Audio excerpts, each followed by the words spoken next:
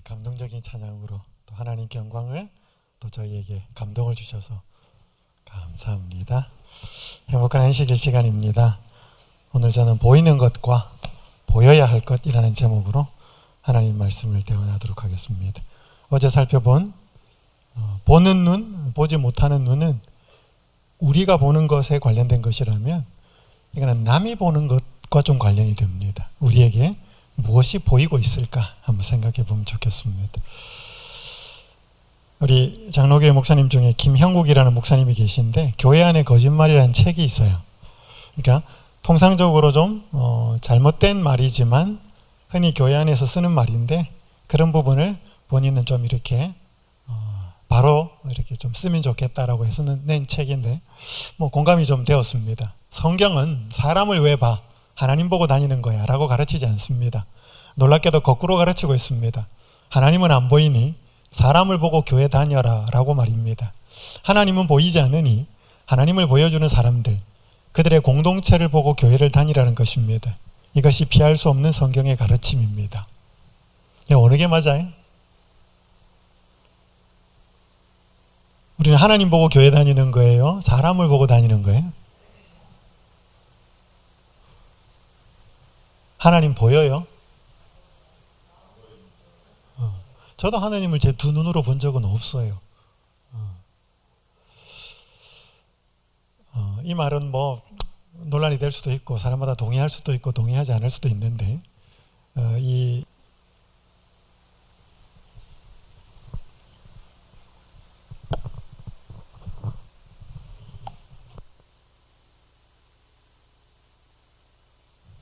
목사님이 하는 이야기는 사람들이 이제 좀 실망하고 그렇게 할 때, 야, 교회는 하나님 보고 다니는 거야. 사람을 보고 실망을 해. 이제 그렇게 이제 위로를 받기도 하고 용기를 얻기도 하는데, 근데 문제는 하나님이 안 보인다는 거죠. 그리고 정말로 하나님을 잘 모르는 사람들이 교회에 처음 올 때 하나님을 보여주는 사람을 만날 수 있는가 하는 것이죠. 오늘 우리는 이 부분을 좀 생각해 보고자 합니다. 사람들은 우리를 통해서 무엇을 보고 있고 누구를 보고 있을까? 하나님 우리가 무엇을 보여주기를 원하실까? 다 우리 여기 교회 다니시는 분들이니까. 신약 성경 마가복음 11장 11절에서 14절에 있는 말씀을 읽겠습니다. 예수께서 예루살렘에 이르러 성전에 들어가사 모든 것을 둘러보시고 때가 이미 저물매 12 제자를 데리시고 베다니에 나가시니라. 이튿날 그들이 베다니에서 나왔을 때 예수께서 시장하신지라. 멀리서 잎사귀 있는 한 무화과 나무를 보시고 혹 그 나무에 무엇이 있을까 하여 가셨더니 가서 보신즉 잎사귀 외에 아무것도 없더라. 이는 무화과의 때가 아님이라. 예수께서 나무에게 말씀하여 이르시되 이제부터 영원토록 사람이 내게서 열매를 따먹지 못하리라 하시니 제자들이 이를 듣더라. 여러분이 많이 보셨던 성경 구절이에요. 여러분 예수님이 공생에 한 주를 남겨두고 예수님 십자가에 달려 돌아가신 때가 금요일이었습니다. 예수님이 예루살렘 성전의 제자들과 함께 나귀를 타고 많은 사람들의 환호를 받으면서 들어오신 때가 일요일이었습니다. 첫날. 마음이 무거우셨습니다. 성전에 잠시 머무르신 다음에 예수님은 바깥으로 나가셨습니다. 베다니로. 아마 나사로의 집이었는지도 모르겠습니다. 밤새 기도하셨습니다. 다음날 아침 월요일이었습니다. 다시 성전으로 들어오시는 중에 무화과 나무 밭을 지나셨습니다. 거기에 잎이 무성한 한 무화과 나무를 보셨죠. 예수님은 그 나무에서 열매를 찾으셨지만 없었습니다. 그 나무를 저주합니다. 근데 여기에 노란 부분을 보시면 이는 무화과의 때가 아님이라. 다른 말로 하면 무화과의 열매가 맺힐 때가 아니었다. 예수님의 행동이 정상적인 것 같아요? 좀 이상한 것 같아요? 때가 됐는데 열매가 없다고 뭐라 그러면 괜찮은데 무화과가 열릴 때가 아닐 때 열매가 없다고 그걸 저주했어요. 상식적으로 좀 맞아요? 안 맞아요? 잘 안 맞아요. 오늘 저는 무화과나무 이야기하면서 잎과 열매 이야기를 좀 하겠습니다. 영국 철학자 중에 굉장히 유명한 버틀란드 러셀이라는 분이 있습니다. 이분은 노벨상까지 받았어요. 이 사람이 쓴 책 중에 나는 왜 기독교인이 아닌가라는 책이 있습니다. 이분이 철학적으로 논리적으로 자기가 왜 기독교인이 아닌가를 조목조목 글을 씁니다. 그 중에 하나가 예수님이 열매의 때가 아닌데 열매가 없다고 무화과 나무를 저주한 그 비상식적인 행동을 하나를 언급합니다. 말이 안 된다. 열매가 맺힐 때가 아닌데 열매가 없다고 나무를 저주한다? 도대체 그 예수라는 존재가 상식적으로 이성적으로 맞는가? 어떻게 그 사람을 구주로 믿겠는가? 그런 내용이 하나가 있어요. 여러분, 이 무화과나무는 좀 특이합니다. 우리가 이 무화과, 무자가 무슨 무자예요? 없을 무자예요. 꽃화자예요. 보통 과일나무는 어떻게 과일이 맺혀요? 꽃이 피고 꽃이 지면서 거기에 수정이 되면서 거기에 조그만 그게 되면서 열매가 맺히고 그게 커지잖아요. 근데 무화과는 꽃이 없어요. 특이한 나무입니다. 예수님의 행동을 이해하려면 무화과나무를 좀 알 필요가 있어요. 팔레스타인에서 일반적으로 무화과나무는 다른 데서도 마찬가지입니다. 1년에 2번 열매를 맺습니다. 이런 열매는 6월에 맺고 주 열매는 늦은 9월에 맺습니다. 근데 주 열매는 9월에 열리는 거예요. 이런 열매는 굉장히 맛도 없고 작고 사람들은 먹지도 않아요. 하지만 나그네들, 고아들, 먹을 것이 없는 사람들은 먹죠. 여러분, 예수님이 이 나무를 저주하신 때가 6월절 5일 전이에요.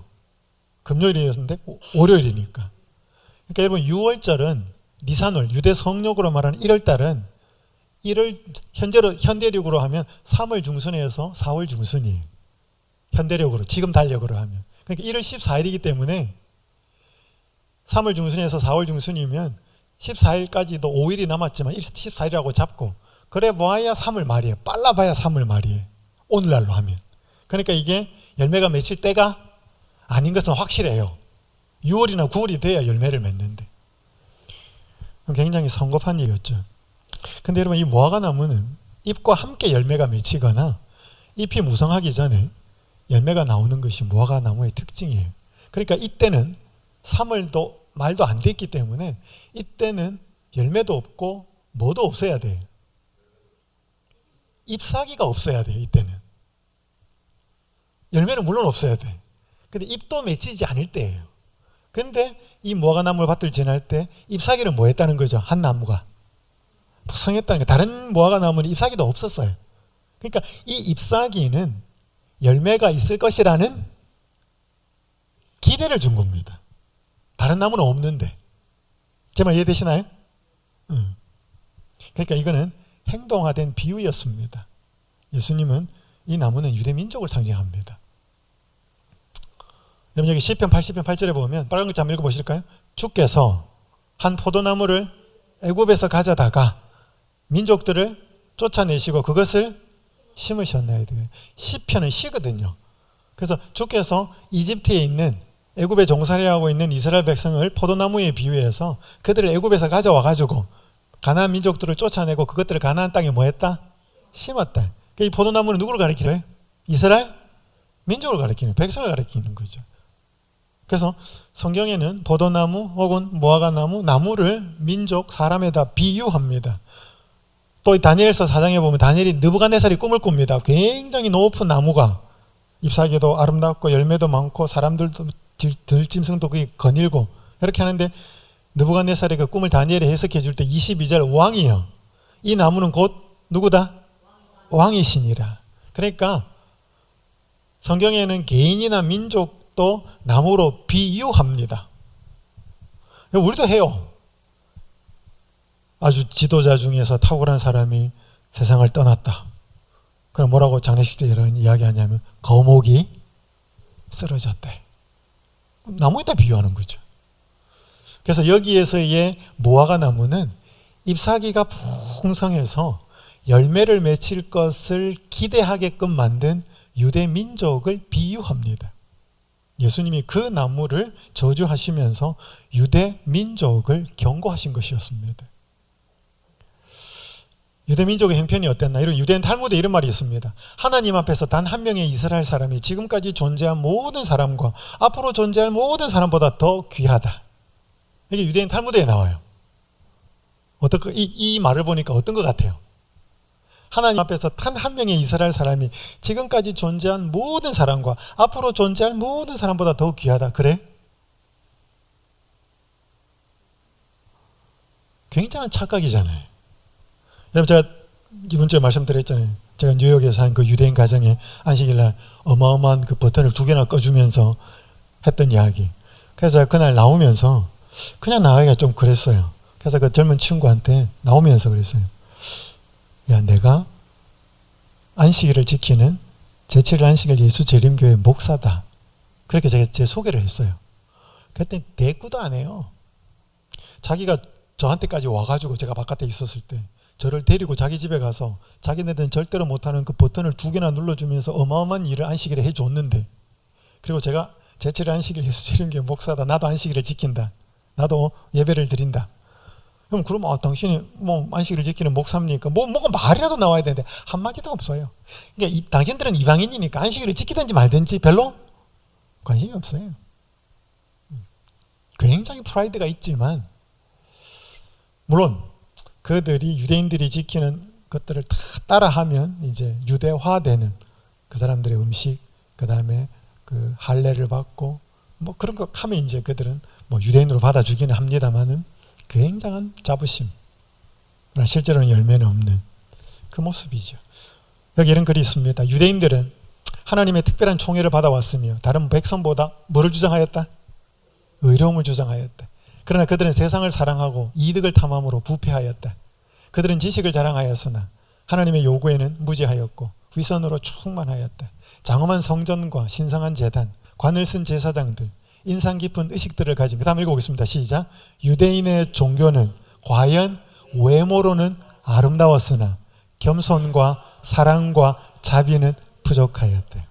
앞에는 뭐예요? 화려하고 멋져 보이고 그게 전부 다 잎사귀예요. 근데 뭐는 없었다? 겸손과 사랑과 자비와 이런 건 없었다는 거죠. 그게 유대인이에요. 근데 이게 예수님이 유대인만 이랬을까? 경고했을까? 여러분, 저는 유대인 아니잖아요. 우리는 어떨까요? 그리스도인은. 한번 읽어보겠습니다. 그들은 시작. 그들은 예배의 형식을 엄수하지만 회개나 믿음은 없다. 그들이 말로는 하나님의 율법을 존중하나 순종은 부족하다. 그들은 말은 하나 행하지는 않는다. 이게 누구를 가리키는 거예요? 오늘날 신자를 가리키는 겁니다. 그러니까 여러분, 예수님이 열매가 없이 겉만 번지르하게 살았던 그때의 유대 민족에게 엄청난 경고를 하신 것은 그 세대만 끝나는 게 아니에요. 오늘날 우리도 뭔가 겉으로는 화려해서 잎사귀는 풍성하지만 열매 없는 오늘날의 그리스도인 신자들을 향하여 경고하신 말이에요. 작년 9월 달에 재림신문, 우리 재림교회에서 나온 신문에 한 상담 코너에 이런 상담 글이 올라왔습니다. 중학생인지 고등학생인지 잘 모르겠어요. 교회에서 다른 사람을 대하는 엄마 아빠와 집에서 우리를 대하는 모습이 너무 달라요. 가식적인 이질감이 느껴져요. 제가 만약 나중에 교회에 나가지 않는다면 엄마 아빠 때문입니다. 여러분, 이런 글이 재림신문에 올라왔어요. 재림신자의 자녀예요. 그럼 어떨까요? 우리 재림교회 장로님들, 집사님들이, 혹은 또 우리에게 이렇게 출석하시는 우리 장로님, 집사님들이 집에서 대하는 모습과 교회에서 있는 모습하고 자녀들을 대하는 모습하고 교인들을 대하는 모습하고 같을까요? 다를까요?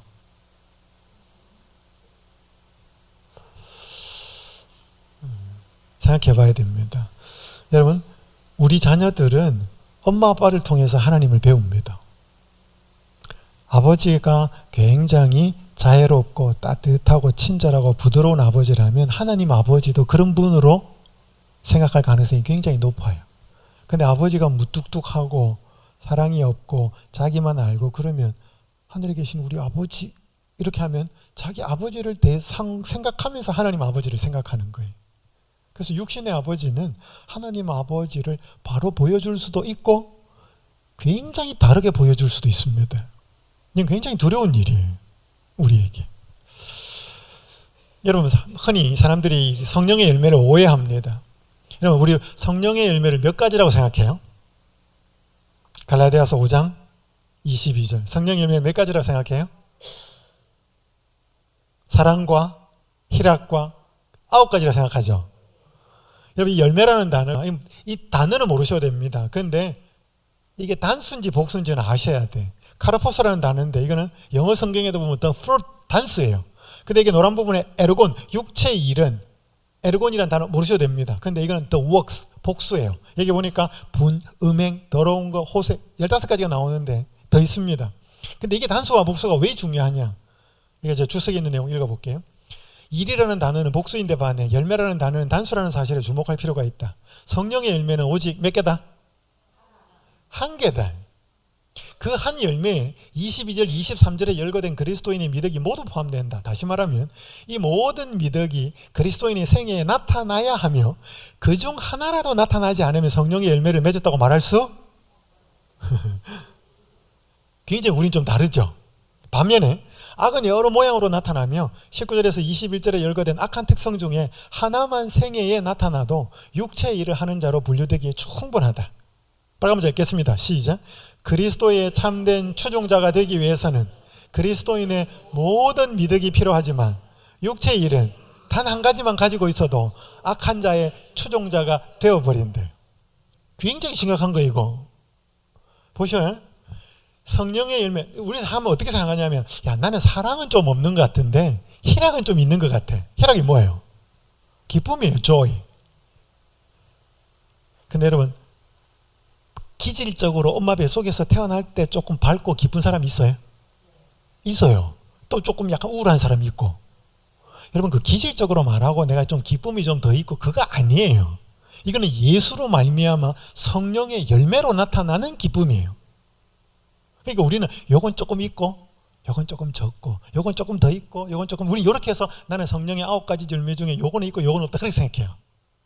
근데 이거 다 우리 생각입니다. 성령의 열매 9가지가 다 나타나든지 9가지가 다 없든지 그런 겁니다. 이거 우리 다 나타나요? 근데 육체의 일은 뭐라고요? 여기 분쟁, 시기, 분내는 거, 분열하는 거, 이단하고, 이 중에 14개 안 나타나도 다른 것도 있습니다. 하나만 나타나면 뭐라고 해요? 육체라는 거예요. 성령의 사람이 아니라는 거예요. 그럼 우리는 성령의 사람일까요? 육체의 사람일까요? 굉장히 우리는 육체의 사람입니다. 사랑, 희락, 화평, 오래 참는 거 마찬가지로 사람이 기질적으로 태어나면서 오래 참는 걸 잘하는 사람이 있어요? 있어요. 그건 성령의 열매하고 상관없어요. 예수로 말미암아 오래 참는 건 열매지. 여러분, 제가 말했잖아요. 첫날에 용서도 뭐예요? 우리가 하는 거? 아니, 용서도 뭐예요? 선물이고 열매예요. 우리 상태가 그래요. 오늘 우리 한번 돌아봐야 됩니다. 자, 그러면 우리가 좀 더 나가보죠.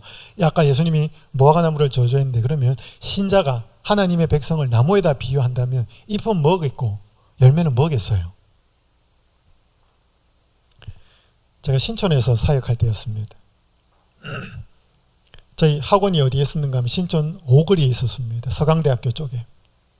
제가 1월 아침에 주니어 학원 우리 학생들 등록을 받기 위해서 제가 그때 부목사였을 때였습니다. 이제 등록을 받기 위해서 새벽 일찍이 학원으로 가고 있었습니다. 제가 신수동 그 서강대학교 있는 쪽에, 그쪽에 국회의사당 넘어가는 그쪽 그 부분에 좀 살고 있었습니다. 근데 제 앞에 한 10m인가 20m 앞에 양복을 깔끔하게 차려입고 손에 성경을 들고 가는 한 신사분이 앞에 가고 있었습니다. 일요일 새벽이었습니다. 어디 가시는 분이었을까요? 누가 생각해도 교회 가는 분이라고 생각할 수 있겠죠. 그리고 제가 속으로 뒤에서 이제 따라오면서 교회 가시는가 보다 생각했습니다. 근데 그분이 여기가 신촌 5거리에서 서강대역 건너기까지가 왕복 8차선인가 왕복 10차선인가 굉장히 넓어요. 근데 이분이 앞에 가더니 갑자기 도로가로 내려서는 거예요. 뚜리뚜리 막 돌아보는 거예요. 그랬더니 냅다 막 그 왕복 그 긴 거리를 막 쫓아가는 거예요. 성경책 손에 들고. 제가 그걸 뒤에서 봤어요, 이렇게. 그때 제가 뭘 깨달았는가? 여러분, 신사가 성경을 손에 들고 간다는 것은 뭐냐 하면 그건 잎사귀예요. 보이는 거라는 거죠. 그러면 저는 그 사람이 이렇게 냅다 가로질 무단 횡단하는 게 뒤에서 보기 안 좋았던 거죠. 그럼 저도 모르게 성경을 들고 교회 다니는 사람은 뭐도 잘 지켜야 되는데 교통, 법규도 잘 지켜야 되는데라고 하는 것을 기대를 하고 있더라는 거죠. 자, 그래서 오늘 제가 몇 가지 여러분하고 한번 해보겠습니다. 오늘 아침에 돈 이야기 했는데, 여러분 세상에 부자들이 있죠? 있어요? 제가 이제 질문할 테니까 답을 하셔요. 부자다, 돈이 많은 것은 사람들이 보기에 잎일까요? 열매일까요?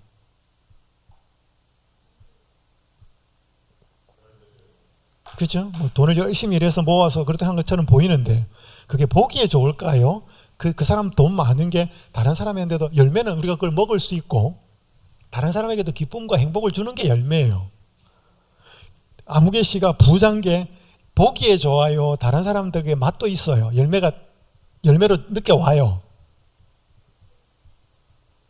보기만 좋은 거예요. 그러니까 이건 잎사귀라니까. 그러니까 돈이 많은 부자라고 그러면 다른 사람들, 그 사람들을 바라보면서 뭘 기대할까요? 그죠? 가난하고 불쌍한 사람들을 도와준다든지 공익을 위해서 돈을 어떻게 쓰다든지 그런 걸 뭐 하는 거죠? 기대한다니까. 근데 그게 나타나면 굉장히 그걸 보면서 행복하지요. 다른 사람들도. 그게 열매죠. 다른 사람한테 맛을 주니까. 근데 부자라고 하는 그 자체는 그 사람이 돈을 벌기 위해서 많은 애를 썼을는지 몰라도 다른 사람들이 보기에는 보기만 좋은 겁니다. 잎사귀라는 거예요. 제가 아침에 돈을 어떻게 써야 된다는 말씀을 드렸으니까 더 이상 하지 않겠습니다. 제가 얼마 전에 기사를 하나 보는데 이 승일 희망 요양병원이라는 기사가 났어요. 가수 이 사람 이 사람 뭐 마라톤도 하고 기부를 많이 하잖아요. 이 사람의 친구 중에 농구선수 출신인 박승일이라는 사람이 있는데 이 사람이 루게릭병으로 얼마 전에 세상을 떠났습니다. 이 박승일이라는 선수가 자기와 같이 루게릭병에 걸린 사람을 치료해주는 요양병원을 세우는 게 버킷리스트였습니다. 그런데 이 사람이 힘이 없잖아요. 두 사람이 친구예요. 그래서 이 션이 그걸 알고 기부도 하고 여러 가지 행사를 하면서 돈을 모읍니다. 그러니까 자기들이 생각한 게 돈이 얼마가 들어가야 요양병원을 세우는지를 몰랐어요, 이 사람. 그러니까 멋모르고 시작한 거예요. 그래서 이 사람들이 이 션이 여러 뭐 아이스버킷 막 뒤집어 쓰는 거 챌린지부터 해가지고 각종 모금 활동을 통해 가지고 얼마를 모으는가 하면 203억을 모아요. 그리고 이 병원을 지었는데 239억짜리를 짓습니다. 이게 준공이 떨어졌고 올 3월에 개원을 한다고 그럽니다. 이게 세계 최초로 루게릭병을 앓는 사람들을 치료하는 요양병원이랍니다. 세계 최초래. 어디에도 루게릭 환자들만을 위한 요양병원은 없대요. 제가 기사를 쭉 보면서 뭐 이 사람이 기부도 많이 하고 막 하는 좋은 일을 했죠. 근데 여기다 또 많은 사람들이 동참을 했습니다. 뭐 혼자서도 안 되니까. 그러나 이 일을 하기 위해서 이 친구하고 약속을 맺고 그 일을 한 기사를 보면서 굉장히 마음이 뿌듯했습니다. 여러분 이게 뭐냐? 부자라고 해서 돈 다 내지 않아요. 그러니까 부자는 돈이 많다라고 하는 것은 사람들이 보기에 잎사귀지. 근데 그것을 직접적으로 좋은 일에 쓰고 사람들을 돕는 일에 돈이 쓰여지고 하는 것을 바라볼 때 행복하다. 그게 열매예요. 자, 그럼 우리를 한번 좀 돌아보십시다. 여러분 저기 지금 국회의원들 막 하고 나서 뭐 정치하고 있는데, 자, 높은 지위에 있다. 이거 잎사귀예요, 열매예요? 이제 여러분 제가 질문하는데 다 답은 똑같아요. 다 잎사귀라고 하면 됩니다. 물론 이거 국회의원 되기 위해서 높은 자리에 오르기 위해서 내가 얼마나 피땀 흘리고 노력했는데 그럴 수도 있어요. 하지만 그 자체가 어떤 사람이 높은 지위에 있다고 해서 다른 사람을 행복하게 해주지는 않아요. 다른 사람이 보기에 좋지. 저런 자리가 있네. 근데 여기에서 보여주는 사람들의 행실이나 모습은 어때요? 굉장히 열매가 맛있어요? 씁쓸해요? 굉장히 많은 사람한테 실망을 준다니까. 그러니까 돈 적은 사람은 기대 자체를 안 하게 만들어요. 돈이 많다는 것은, 그러니까 그 잎사귀가 풍성한 거야. 지위가 별로 없는 사람은 사람들 보고 기대도 안 해요. 근데 지위가 높으면 뭐예요? 저 지위를 가지고 다른 사람들 어떻게 힘없고 약한 사람들을 도와줄 수도 있겠고 뭐 할 거다 이렇게 생각한다니까. 그걸 기대하죠. 열매를 기대한다니까요. 그게 안 나타나면 굉장히 실망합니다. 지위가 없는 사람에게 실망하는 것보다 지위가 높은 사람에게 실망하는 건 더 커요. 여기 보셔요. 권력과 지위. 재능과 교육은, 재능 교육은 뒤에 살펴보겠지만 동료들에게 봉사할 큰 의무를 감당하도록 그 소유자들에게 주어졌대. 자기들만 잘 먹고 잘 살라고 하나님 주신 게 아니라는 거죠. 물론 그 사람들이 노력한 건 있습니다. 자, 여러분, 공부를 많이 한 사람들 어때요? 박사학위도 있고 공부를 많이 한 사람들이 이게 열매 같아요? 잎사귀 같아요? 열매 같아요, 그죠? 근데 열매 아니에요. 물론 열매로 보는 측면도 있습니다. 근데 이게 그 사람이 공부를 많이 하고 지식이 많은 것 자체가 다른 사람들을 행복하게 하진 않아요. 보기에 좋습니다. 야, 저렇게 하기도 했고 공부도 잘하고. 근데 이미 많이 배우고 공부한 사람들은 뭐해? 또 그렇지 못한 사람들을 위해서 자기가 배운 것을 잘 써서 할 거다, 이렇게 기대를 갖게 안 된다니까요. 제가 남아공에서 사역할 때 제 아이가 학교 다닐 때 그 아이를 데려다 주고 했는데 그 대학에 한 번에 포스터가 하나 붙었어요. 특강을 하는데 그 사우스아프리카 출신이 미국에 있는 교수님이 한 분을 모셔와가지고 특강을 하는데 특강의 제목이 뭐냐면 폴리가미. 그럼 폴리가미 뭐냐면 일부 다처 혹은 일처 다부예요. 그러니까 세계에 여러 존재하는 그런 일처 다부나 일부 다처의 어떤 그런 문화들을 연구해서 박사학위를 받은 그분이 그 특강을 한다고 그래요. 그러니까 굉장히 궁금해서 이거 어떻게 강의하나. 그래서 제가 한번 들어가 봤어요. 특강을 이야기하고. 제가 이 동네에 사는 누군데 하고 이야기하고 들어갔어요. 그랬더니 그 교수님 소개를 하는데, 자기도 소개하는데 대단한 분이었습니다. 자기들은 자녀가 없대. 자녀가 없는데 남편은 박사학위 3개래. 자기 부인은 박사학위가 2개래. 그래서 합치면 박사학위가 5개예요. 그러니까 자기네들 애 안 낳고 열심히 공부해가지고 학문적인 성과를 세상에 내어놓고 우리는 공헌하기로 하자 약속을 했대. 그러니까 자기는 공부 열심히 해가지고 박사학위 하나 만들어내는 게 뭐예요? 애 낳는 것처럼 그랬다는 거예요. 굉장히 부부 5명, 둘이서 박사학위가 5개니까 굉장하잖아요. 그럼에도 불구하고 그건 뭐예요? 그 자체는 잎사귀예요. 그래서 야, 많이 배웠구나. 저분들은 이렇게 할 거다. 기대를 하게 만든다니까요. 근데 그렇지 못하면 사람들 굉장히 실망합니다. 세련된 지성과 쾌활한 태도를 가진 많은 사람, 그리고 일반적으로 부도덕한 것으로 인정되는 것과 전혀 무관한 사람들이 사탄의 손에서 단지 세련된 기구의 역할을 한다. 굉장히 무서운 말이에요. 여러분, 사탄은 무식한 사람들도 사용합니다. 하나님 나라의 반대를 위해서. 근데 훨씬 누구를 더 써서 반대할까요? 공부 많이 한 사람들, 똑똑한 사람들, 지식이 있는 사람들, 그런 사람들을 쓰면 훨씬 더 파급력이 있으니까. 그래서 그런 많은 배우고 악하고는 거리가 멀 것 같은 세련되고 교양 있는 사람들을 통해서 사탄은 자기 일을 합니다. 훨씬 효과가 있거든. 그의 영향력과 모본에 나타나는 교묘하고 기만적인 특성은 무지하고 교양 없는 자들보다 더 많은 위험을 하나님의 사업에 끼친다. 공부 많이 한 사람은 잎사귀가 더 풍성한 거예요. 여러분, 달란트. 여러분, 세상에 달란트, 재능 많은 사람 있죠? 그죠? 그럼 재능은 잎사귀일까요? 열매일까요? 네. 이제 터득하셨습니다. 무조건 잎사귀라 하시면 됩니다. 여러분, 재능 많고 재주 많은 사람들 보면 사람들 기대해요. 보긴 좋아요. 아, 저런 사람은 저걸 잘 써서 사람들 이렇게 행복하게 해주고 도와줄 거다. 근데 그렇지 못하면 또 실망합니다. 그걸 자기들만 막 이권을 갖고 쓰면 실망합니다. 이 의사 한 분이 누구냐면 이성로라는 분이에요. 키가 작아요. 153cm. 키가 작아서 군 면제를 받았어요. 남들이 군 복무하는 기간 3년을 자기는 벌었어요. 야, 이거 그냥 쓰지 말자. 그래서 방글라데시에 있는 한 병원에 자원을 합니다. 남들이, 친구들이 군의관으로 봉사하는 3년 동안 나는 의료 선교를 하겠다. 봉사를 하겠다. 방글라데시로 갔습니다. 1994년이었어요. 3년만 하기로 했는데 지금까지 하고 있습니다. 30년 넘었어요. 2019년에 아산 사회복지재단에서 큰 상을 받습니다. 한국을 잠시 귀국합니다.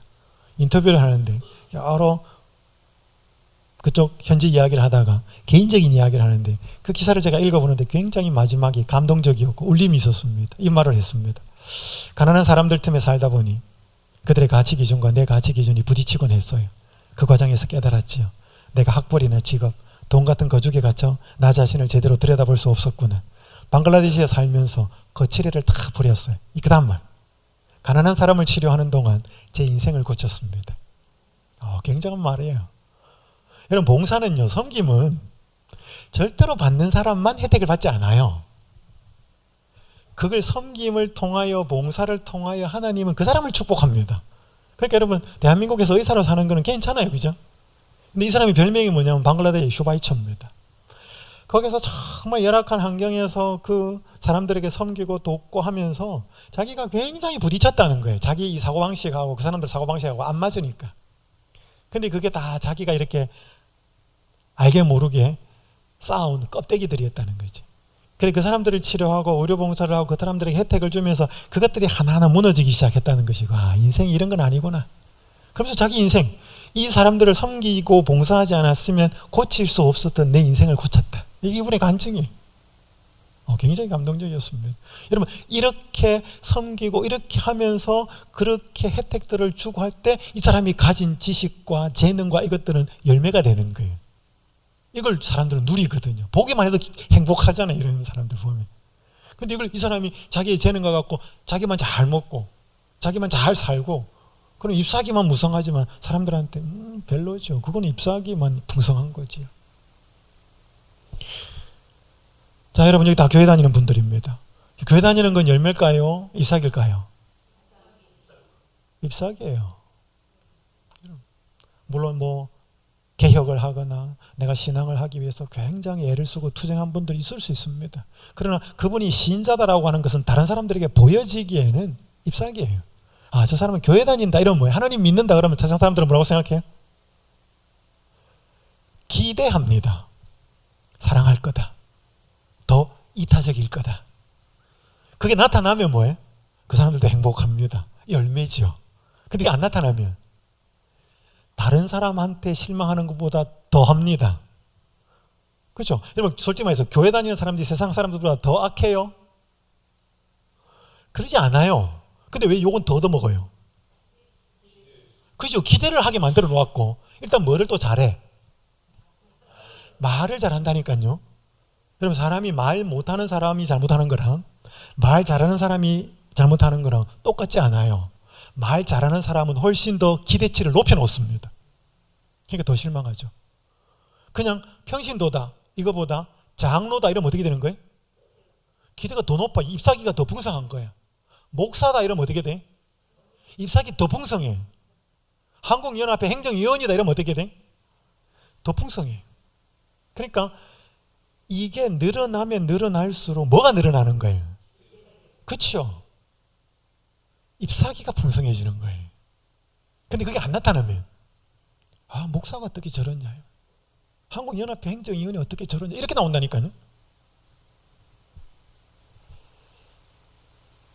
기독교인들은 사랑을 이야기하지만 그들에게는 진정한 사랑이 없어 보입니다. 그들은 자신들이 우리보다 낫다고 생각하는 것 같습니다. 그들의 삶이 우리의 삶과 별반 다를 것이 없어 보이는데도 말이지요. 한 비신자가 교회 다니는 사람들이 어떻습니까? 라고 하니까 이 말을 한 거예요.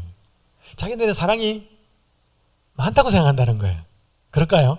우리 사랑 이야기 많이 하죠. 세상 사람보다 사랑 이야기 훨씬 많이 해요. 교회 다니는 사람들은. 여러분 사랑 이야기 많이 하면 사랑이 생길까요? 제가 목사님들한테 설교법에 대해서 강의하는데 목사님들 우리가 사랑에 대해서 설교 많이 한다고 해서 우리가 사랑이 많은 목사가 되는 거하고는 전혀 상관없습니다. 사랑에 대해서 앞에서 많이 말하면 자기가 그렇게 사랑의 사람이 된다고 생각해요. 그거 아니에요. 아무 상관없습니다. 말하고 행동하고 달라요. 잎사귀입니다. 그래서 오늘 우리한테는 오늘 우리가 살아가면서 잎사귀를 풍성하게 하기 위한 것일 때 투자와 시간과 노력을 많이 하는가, 열매를 풍성하게 하기 위해서 더 많은 애를 쓰는가. 여러분 어디다 많이 애를 쓰셔요? 그러면 좋은 거예요. 근데 많은 사람들이 열매보다는 뭐예요? 잎사귀가 풍성해지는 것에 초점을 맞추고 살아요. 신자도 교인도 마찬가지입니다. 자, 그러면 이제 너무 부정적인 이야기만 하면 안 되니까 그럼 우리가 어떻게 열매를 맺는 삶을 살 수 있을까? 여러 가지가 이야기했겠지만 저는 오늘 두 가지 말씀을 드립니다. 여러분 이게 2017년도에 전북 고창에 있는 한 농장에서 열린 포도나무예요. 이 포도나무의 포도송이가 4,000송이에요. 일반적으로 포도나무는 한 그루에 50송이에서 많이 열리면 100송이가 열린대. 근데 이 나무는 4,000송이. 이 뻗어나가는 가지가 약 6kg. 나무 한 그루가 차지하는 면적이 1000제곱미터입니다. 그러니까 가로 세로 한 30m가 넘어. 이쪽 30m가 넘는 그게 한 그루의 나무예요. 기자가 찾아갑니다. 도대체 어떻게 이런 나무를 키웠냐고. 근데 이 포도 당도가 다른 일반 포도보다는 한 25% 높대. 그때 이 사람이 이야기합니다. 자기만이 가지고 있는 특별한 천연 퇴비. 그래서 유기농이에요, 이게. 자기가 직접 만든 천연 퇴비를 활용한 유기농법. 껍질째 먹어도 안전하다는 거예요. 이게 2005년에 심어서 13년 동안 키운 나무예요. 그리고 이렇게 열매가 된 거예요. 그러니까 13년 동안 별 열매가 없었어요. 그러니까 굉장히 오래 투자를 하고 가꾼 거예요. 이 사람이 이 포도나무가 24그루가 있는데 5그루에 2000송이 이상이 열린 거예요. 제일 많이 열린 게 4000송이.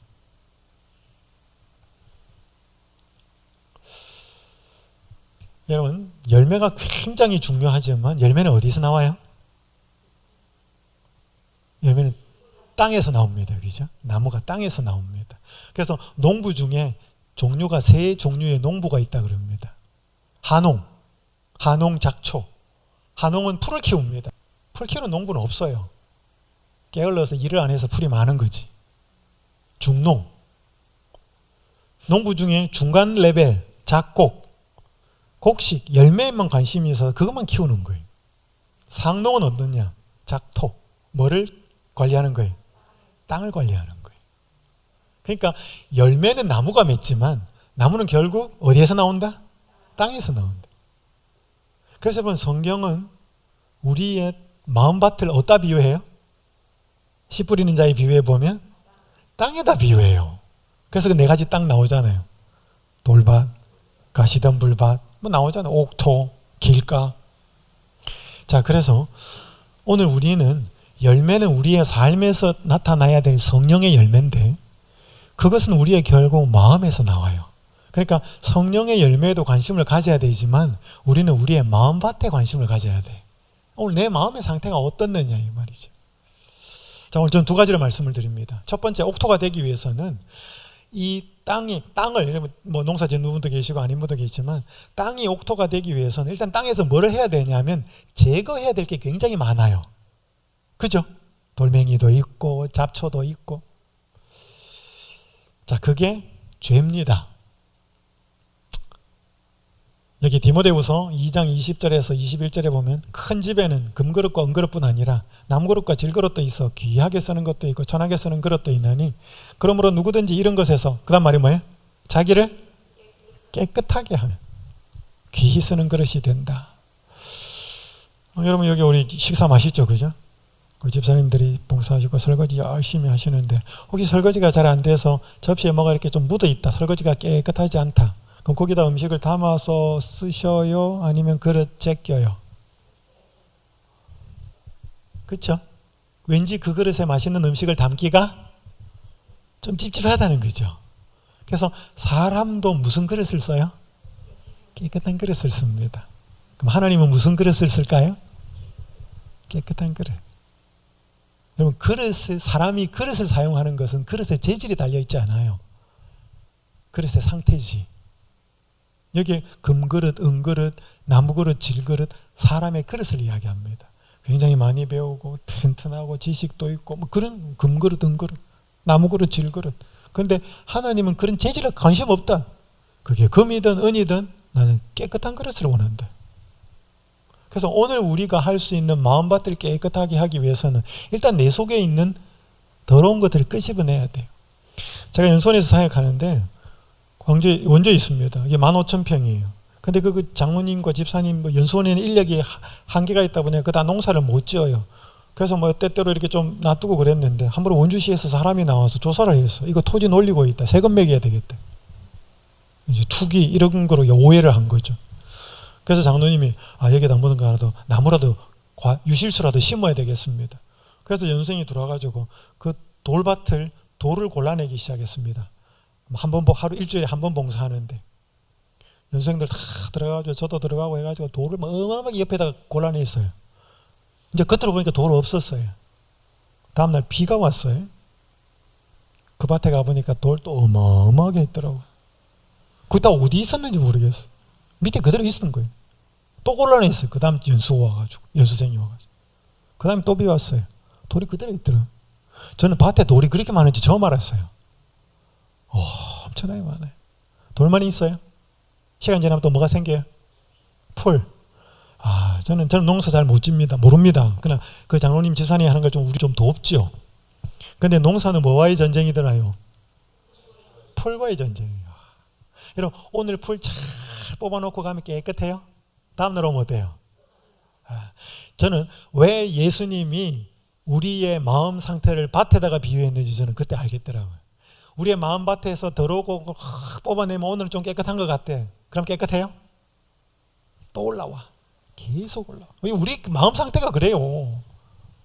그래서 우리는 할 수 있는 대로 옥토를 만들기 위해서 최대한 더럽고 깨끗하지 않은 것은 할 수 있는 대로 뽑아내야 돼요. 그래야 옥토가 돼. 물론 그렇다고 해서 완전해지지는 않습니다. 여기 보시면 하나님의 자녀는 죄의 민감한 성질을 길러야 한대. 사탄의 가장 성공적인 전략 중 하나는 사람을 이끌어 뭐를 범하게 하고 작은 죄를 여러분 솔직히 교회 다니는 사람 중에 큰 죄 짓는 사람도 있어요. 근데 적어도 양심이 좀 있고 교회를 다니고 이러면 그렇게 큰 죄 잘 안 지어. 근데 거짓말 하는 거, 약간 정직하지 못한 거, 그런 거 해요. 많이. 그렇게 작은 죄를 범하게 하고 조그만 방종의 위험을 보지 못하게 하며 명백히 언급된 하나님의 요구를 조금 탈선하게 하는 것이다. 사탄이 그걸 원해요. 그럼 어떻게 되느냐? 어떤 큰 죄를 보고 두려워 움츠리는 많은 사람이 작은 일에 죄를 범하는 것은 대수롭지 않게 생각한대. 하지만 작은 죄들이 영혼의 경건 생활을 잠식하고 있대. 의에서 벗어난 길에 들여놓은 발은 사망으로 끝나는 넓은 길을 향하고 있대. 일단 퇴행성 운동이 시작되면 그것이 어디에 가서 끝나게 될지 아무도 모른다. 여러분, 사탄은요 처음부터 큰 죄를 짓도록 유혹하지 않아요. 작은 거. 근데 그 하나 양보하면 어떻게 돼요? 2개 양보하고 3개 양보하고, 그래서 점점 빠집니다. 그래서 오늘 우리는, 그리스도인은, 하나님의 자녀는 뭐에 민감한 성질을 길러야 돼? 죄에 민감한 성질을 길러야 돼. 깨끗하지 않고 정직하지 않고 그것이 어떤 이익이 된다 할지라도 그것이 죄와 관련되었다면 아닙니다. 저는 하지 않겠습니다. 여러분, 그 상태를 우리가 날마다 선택해야 돼요. 그렇지 않으면 우리의 마음밭에 옥토가 되지는 않습니다.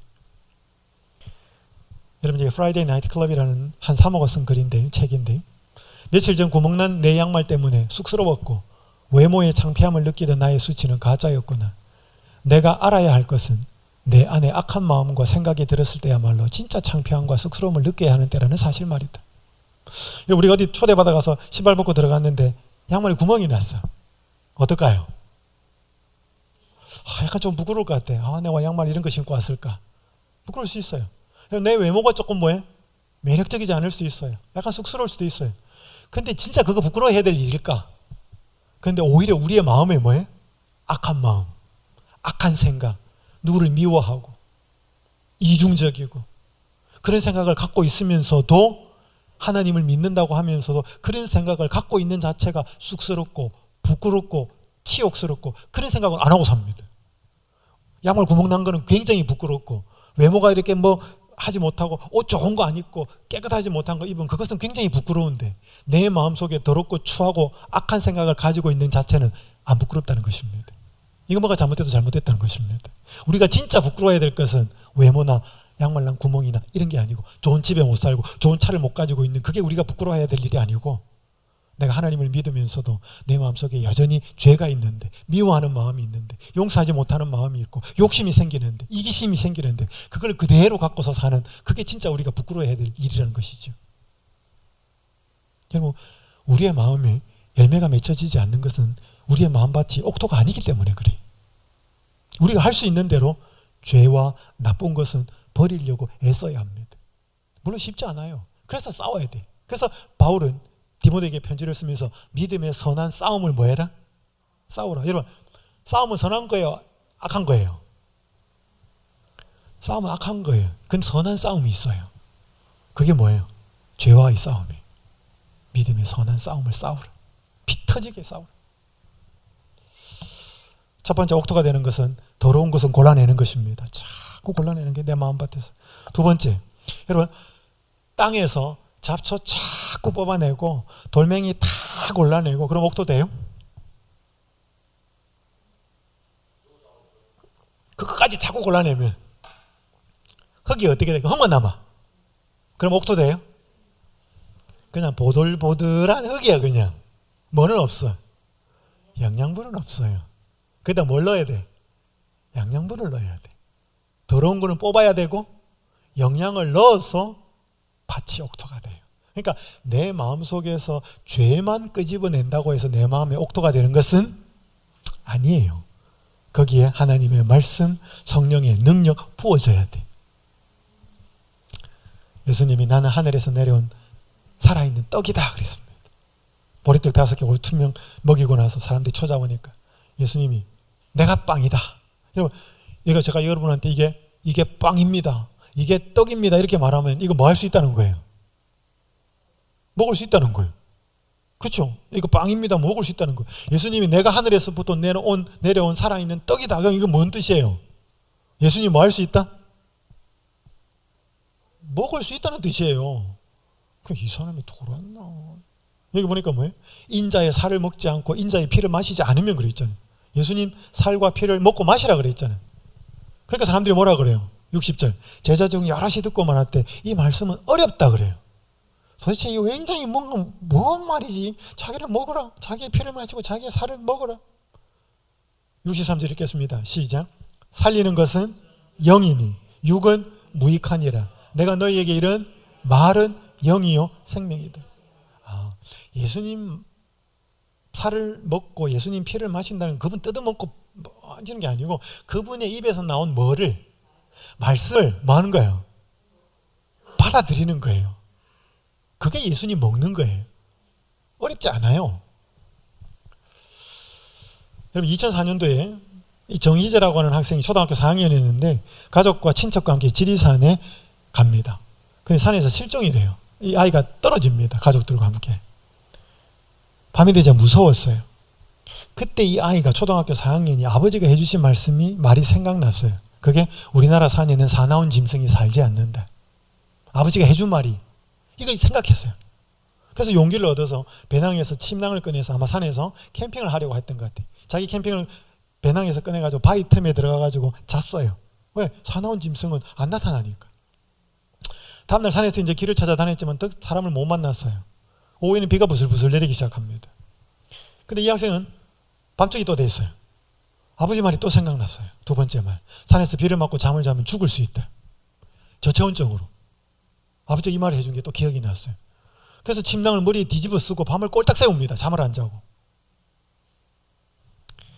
이틀 밤을 보낸 다음에 이 정희재는 40시간 만에 구조가 됩니다. 제가 이 기사를 봤어요.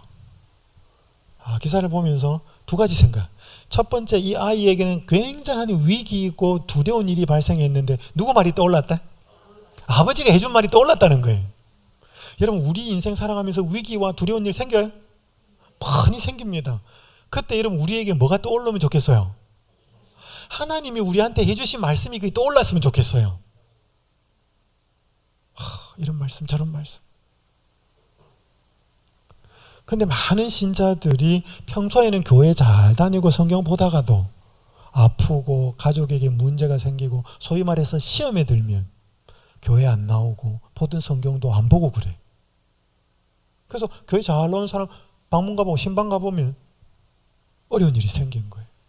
그러면 이 하나님 말씀을 들어야 이게 힘이 되고 용기가 되고 회복이 되는데 평소에 듣던 말씀도 시험에 들면 더 안 보니까 어떻게 그 시험에서 이기겠어요? 두 번째, 여러분 이 아이가 이 말이 떠올랐다 하더라도 순종하지 않았으면 어떻게 됐을까요? 우리나라 산에는 사나운 짐승이 살지 않는다는 말이 떠오르지 않고 진짜 아버지 말대로 이 산에 우리나라 산에는 사나운 호랑이나 곰이나 이런 거 없다. 그래서 무서워할 필요 없어. 이거 받아들이지 않고 그래도 이거 호랑이 나타나면 어떡하나, 곰 나타나면 어떡하나, 그렇게 두려워 살았으면 어떻게 됐을까요? 안 받아들였으면 별 소용없다 이 말이죠. 밤에 산에서 비를 맞고 잠을 자면 죽을 수 있다, 저체온증으로. 생각이 났더라도 비 맞고 잤으면 문제가 생길 수도 있었다는 거죠. 뭐 했다는 거죠? 이 아이는 순종합니다. 그게 이 아이가 그 위기 속에서 안전하게 살아나올 수 있었던 이유죠. 그래서 첫 번째, 우리는 시험이 들고 어려운 일이 생길 때 하나님의 말씀이 생각나면 좋겠고요. 그러려면 평소에 잘 읽어야 되지요. 읽지 않은 건 생각 안 납니다. 듣지 않은 건 생각 안 나요. 우리가 무슨 계시받지 않는 이상 어떻게 내 머릿속에 떠오르겠습니까? 두 번째는 떠오른 말씀이 일어난다면, 깨달아진다면 뭐 해야 된다는 거죠?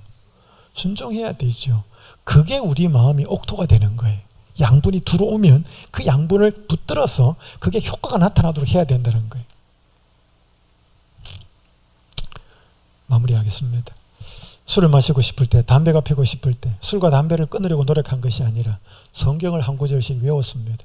이건 제가 집회에 갔는데, 강사로 갔는데 다른 강사가 설교할 때 들었던 내용이에요. 술을 마시고 싶을 때, 이 친구 젊었을 때 술을 마시고 싶을 때, 담배가 피고 싶을 때 술과 담배를 끊으려고 노력한 것이 아니라 성경을 한 구절씩 외웠습니다. 한 구절이 길어서 다 못 외우면 한 문장이라도 외웠습니다.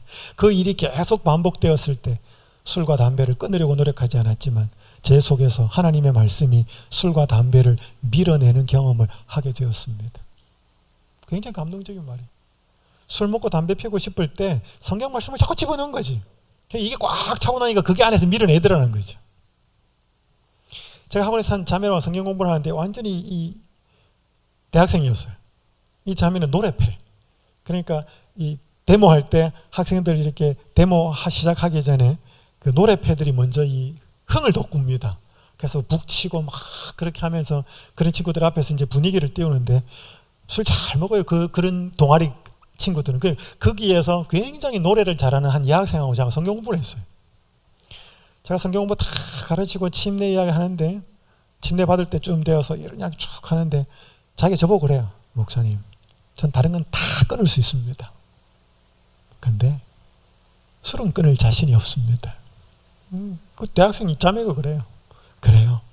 괜찮습니다. 그 대신 성경 말씀을 자꾸 채우십시오.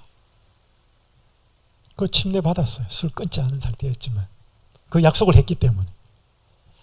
어느 날 제가 사무실에서 금요일에 설교 준비를 하고 있는데 목소리하면서 막 목소리도 커요. 막 밖에서 쫓아오더라고요. 목사님 오늘 신기한 경험을 하게 됐습니다. 뭔 경험을 했습니까? 오늘 친구들하고 술 먹으러 갔습니다. 근데 술을 한 잔, 막걸리를 한 잔 쫙 마시는데 너무 막걸리가 썼습니다. 평소에 막걸리 맛은 어떻습니까? 그것도 씁니다. 그럼 뭐 다릅니까? 오늘은 달랐습니다. 쓴맛이 평소에 막걸리 맛하고 달랐다는 거예요. 그 아가씨 그 이후로 술을 끊었습니다. 그 다음부터 술을 입에 안 댔습니다. 오늘 우리가 삶에 접하는 많은 어려운 일들이 하나님의 말씀이 우리 속에 꽉 들어가면 그것들이 우리 속에서 역사하여서 그거 능력이 됩니다. 그런 경험이 같이 되어야 우리의 마음밭이 옥토가 되고 그 우리의 마음밭에서 열매가 맺히게 되는 거죠. 자, 제가 한 가지만 드리고 말씀 마치겠습니다. 여러분, 이 사도행전에 보면 예수님이 부활하신 다음에 승천하시고 베드로와 요한이 사도행전 3장에 기도하러 성전에 갈 때 이 안진뱅이가 예수님 만나러 왔지만 예수님이 이미 승천하고 없어서 절망하면서 사람들이 성전 앞에다 데려다 놓습니다. 미문 앞에. 구걸이나 하면서 살아라는 거죠. 베드로가 이 사람을 보고 불쌍히 여겨서 은과 금은 우리에게 없지만 나사렛 예수의 이름으로 명하노니 일어나 걸어라. 손을 잡아 당깁니다. 일어나 걷죠. 굉장한 일이 일어납니다. 그때 한 말이 우리를 뭐하라? 보라 그래요. 그래서 사람들이 우와 난리가 납니다. 이게 오순절 성령 받은 이후의 일이에요. 그래서 사람들이 많이 주목합니다. 그 다음 사건이 이렇게 벌어집니다. 베드로가 이것을 보고 백성에게 말하되 이스라엘 사람들아 이 일을 왜 놀랍게 여기느냐. 우리 개인이 권능과 경건으로 이 사람을 걷게 한 것처럼 왜 우리를 주목하느냐. 그 이름을 믿음으로 그 이름이 너희가 보고 믿는 이 사람을 성하게 하였나니 예수로 말미암아 난 믿음이 너희 모든 사람 앞에서 이같이 완전히 낫게 하였느니라. 누구를 가리키는 거예요? 예수. 우리를 보라 그랬다가 보니까 뭐예요? 능력이 나갔습니다. 그리고 우와 하니까 뭐예요? 왜 우리를 보느냐? 왜 우리가 능력이 있고 잘나서 이 사람을 고친 것처럼 보이느냐? 우리를 주목하느냐? 우리가 대단한 사람들 아니다. 우리가 이렇게 능력이 베풀어진 것은 우리 뒤에서 역사하시는 누구다? 예수가 그렇게 한 거다. 우리를 주목하지 말고 누구를 주목해라? 예수를 주목해라. 이 말이에요. 여러분, 우리가 세상 사람들한테 보여줄 게 있어야 돼요? 없어야 돼요? 있어야 돼요. 우리 가정이 세상 사람들한테 보여줄 게 있어야 돼요? 없어야 돼요? 있어야 돼요. 우리 교회가 세상 사람들에게 보여줄 게 있어야 돼요? 없어야 돼요? 있어야 돼요. 영화를 하나 만들었는데 볼 것 없는 영화, 그건 누가 돈 주고 보러 가겠습니까? 책을 하나 썼는데 읽을 거리가 없는 책을 누가 돈 주고 사서 보겠습니까? 여러분, 시간 내가지고 그 교회에 갔는데 보여줄 것도 없는 그 교회 뭐하러 가겠습니까? 우리의 가정이 건강해야 되고, 우리의 몸도 건강해야 되고, 마음도 건강해야 되고, 우리의 부모 자식 사이가 행복해야 되고, 세상 가정과 같이 그렇게 싸우고 갈등이 일어나지 않고, 우리 그리스도인의 부부들이 행복해야 되고, 야, 어떻게 저 부부는 저렇게 행복하지? 어떻게 저 부모와 자식은 저렇게 사춘기도 안 겪나? 저렇게 화기애애하지? 여러분, 그게 있어야 돼요. 그래서 우리 한번 봐봐라. 우리 부부를 한번 보고, 우리 가족들하고 우리 자녀 사이와 우리 사이를 한번 봐봐라. 보니까 뭐예요? 세상에 없는 그런 화목하고 사랑이 있어. 그때 야, 어떻게 당신들이 그렇게 삽니까? 그때 계속 자기를 주목시키면 안 되고 빠져야지. 우리 부부가 왜 행복한지 아십니까? 왜 우리 부부가 이렇게 잘 서로 사랑하며 잘 사는지 아십니까? 왜 우리가 자식과 우리 사이가 문제가 없이 화목하고 그렇게 되는 거 아십니까? 예수 그리스도 때문에 그렇습니다. 그분이 우리에게 주신 그 말씀 때문에, 은혜 때문에, 인도하심 때문에 그렇습니다. 라고 하면서 자기는 빠져야 되고, 당신들도 이 예수를 바라보고 이 예수의 은혜를 받아들이고 이 말씀의 능력을 받아들이면 당신의 부부도 행복할 수 있고 자녀 사이도 회복될 수 있고, 그러면서 예수를 높이면서 빠져야 되죠. 우리 교회도 그래야 되죠. 여러분, 교회가 보여줄 게 있어야 돼요, 세상에. 그래야 사람들이 오죠. 문제는 보여줄 게 없는 그리스도인이 문제죠. 앞에 제가 김형욱 목사님의 글 읽었습니다. 교회는 사람 보고 가는 게 아니고 하나님 보고 가는 거야.